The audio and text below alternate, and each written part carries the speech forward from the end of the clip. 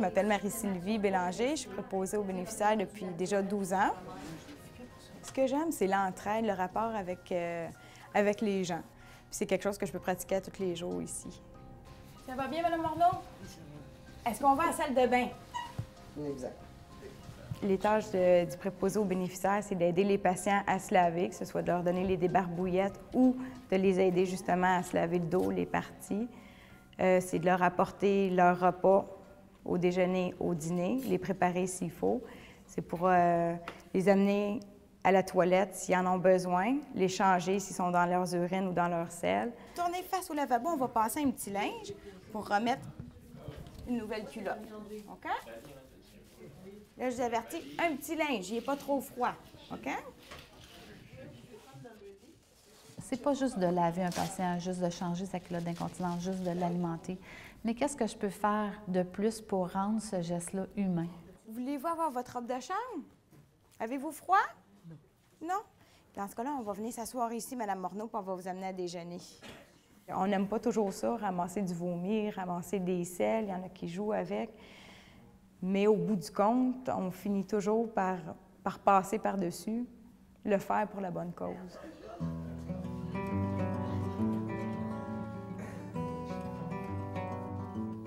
Ciao, va! C'est sûr que dans la diversité culturelle, il y a le langage qui est quand même assez... qui est un obstacle à notre travail, disons, mais il reste qu'on finit toujours par apprendre quelques mots de base. Sinon, bien, il reste toujours le langage des signes. OK? Donc, on va s'asseoir. C'est bon? Bienvenue. Oui, ça va bien.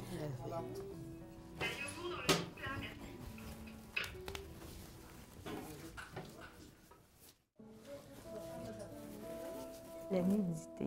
Je te dirais qu'au début, moi, c'était pas facile. J'étais vraiment mal à l'aise jusqu'à temps que je découvre que le patient l'est encore plus que moi. Les deux. Les deux. Vu que je les vois physiquement nus, je suis là pour aviser l'infirmière s'il y a des plaies, s'il y a des rougeurs, s'il y a des anomalies au niveau de la peau. Alors, nous avons le patient, nous avons l'infirmière ou l'infirmière auxiliaire. Et entre les deux, il y a un pont et c'est le préposé aux bénéficiaires. Alors, le préposé aux bénéficiaires, je dis toujours, vous êtes les yeux, les oreilles et la parole du patient. Donc, c'est vous qui va, s'il y a quelque chose qui ne va pas, qui doit le communiquer à l'équipe soignante. Donc, de là, l'importance du préposé aux bénéficiaires d'être organisé dans son travail et d'avoir une très bonne communication. Tu arrives juste à temps, je viens de finir la toilette, fait que théoriquement, il devrait plus repartir. C'est nous en bougeant. On va soulever la tête, Mme Paradis, puis à 3, on va y aller. Excellent.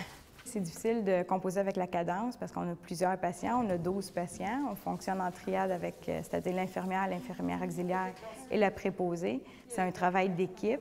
On a plusieurs patients, mais on a tous une tâche attitrée.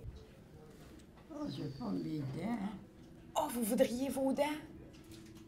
Ça serait plus beau, hein? Vous avez bien raison. Oui. Ouvrez grand.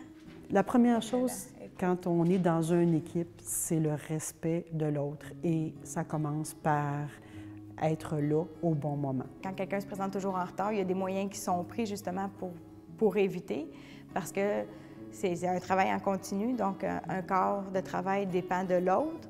Un retard entraîne une pression supplémentaire. Oui.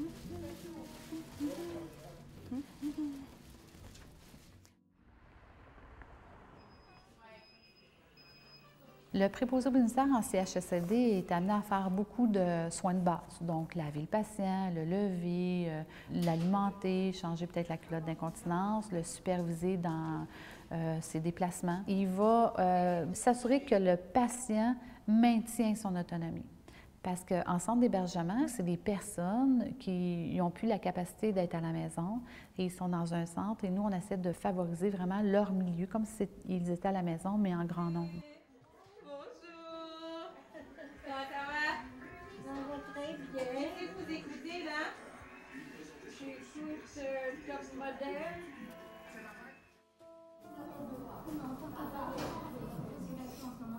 Très bien. Ça sent bon. Ça sent bon? Quelque chose qui m'a touchée beaucoup, c'était la mort. Ça a pris 2 ans avant que mon premier décès survienne et que je dois m'en occuper de A à Z. C'était assez particulier parce que la dame, je vais toujours me souvenir de son nom, c'était Mme Goulet, elle savait que j'avais peur des morts. Puis Madame Goulet, elle est décédée en avant-midi. Puis on dirait que, étant donné que cette dame-là m'avait parlé avant de décéder, j'ai l'impression qu'elle est partie avec une partie de ma peur. Puis depuis ce temps-là, j'ai plus de difficulté à me retrouver face à un décès. Des fois, les gens vont pas bien, sont sur le point de décéder. Je suis capable de leur tenir la main, de leur frotter le front, de flatter les cheveux, de leur parler jusqu'à la dernière minute. J'ai plus peur. Ça fait du bien, hein? Très bien. Puis vos cheveux sont restés tout frisés. Ouais. Dans le réseau de la santé, vous ne pouvez pas vous attendre à rentrer avec un poste. Il faut savoir que l'organisation, bien sûr, recherche des gens qui sont disponibles le plus souvent disponibles possible parce que la liste de rappel, c'est des gens qui viennent remplacer notre personnel. Ben oui, on ne peut rien faire. On attend le téléphone parce qu'on donne notre disponibilité ici. Donc, on est coincé en quelque sorte. On ne peut pas faire autre chose. On ne peut pas travailler ailleurs parce qu'on a donné nos disponibilités. Bonjour, Madame Legault. Ça se peut que les préposés, les infirmières auxiliaires soient appelés le matin même pour venir faire un remplacement. Regardez, tout va bien. Alors, pour dire est-ce que moi j'aimerais être préposée, c'est de dire j'aime-tu assez aider pour changer des culottes d'incontinence, pour ramasser des dégâts. Et il faut être capable d'accepter que la personne va être agressive à cause de sa maladie. Alors, il faut savoir ça et de se dire, ça se peut que je le vive souvent. Est-ce que je vais être capable de l'accepter tout le temps? T'avais-tu regardé dans le 2? Non, je suis pas rendue. T'es pas rendu. Oui, Mme Morneau. Qu'est-ce qui se passe? Bien sûr. Hey, attendez un petit peu, je vais aller chercher une débarbouillette pour laver la bouche. Attendez-moi 2 secondes, Mme Morneau. C'est vrai qu'il y a des choses qu'on voit qui nous déplaisent beaucoup, mais à la base, c'est reste qu'on le fait pour quelqu'un. Voulez-vous nettoyer votre bouche? Je vais enlever la bavette. Tiens, regardez. Les qualités d'un préposé, bien sûr, beaucoup là, c'est d'empathie, pas mal mieux. beaucoup de compassion, d'altruisme. C'est sûr que ça prend quelqu'un qui a le goût puis qui aime aider les gens. La personne qui voudrait devenir préposé aux bénéficiaires devrait se poser comme question, est-ce que j'ai quand même une bonne capacité académique? Est-ce que je suis capable d'apprendre des choses, de retenir des choses et de faire des liens? Il ou elle aussi devrait être en mesure de se dire, est-ce que j'ai le sens du devoir? Est-ce que vraiment je veux aider les gens? Est-ce que je suis capable d'être en contact étroit parce qu'ils vont être amenés à faire des bains? Donc, est-ce que je suis capable de regarder une personne à nu pour pouvoir faire son hygiène? Le préposé, il faut qu'il y ait une forme physique aussi parce qu'il va être amené à déplacer des bénéficiaires qui sont plus lourds, des bénéficiaires et des patients en perte d'autonomie.